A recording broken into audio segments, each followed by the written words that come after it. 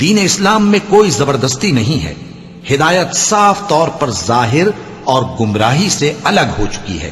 تو جو شخص بتوں سے اعتقاد نہ رکھے اور اللہ پر ایمان لائے، اس نے ایسی مضبوط رسی ہاتھ میں پکڑ لی ہے جو کبھی ٹوٹنے والی نہیں، اور اللہ سب کچھ سنتا ہے، سب کچھ جانتا ہے۔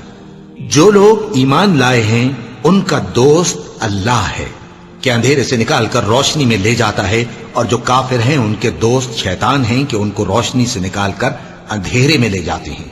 یہی لوگ اہل دوزخ ہیں کہ اس میں ہمیشہ رہیں گے۔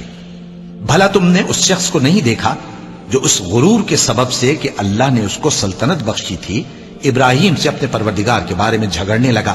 جب ابراہیم نے کہا میرا پروردگار تو وہ ہے جو زندگی دیتا ہے اور موت دیتا ہے، وہ بولا کہ زندگی اور موت تو میں بھی دے سکتا ہوں۔ ابراہیم نے کہا کہ اللہ تو سورج کو مشرق سے نکال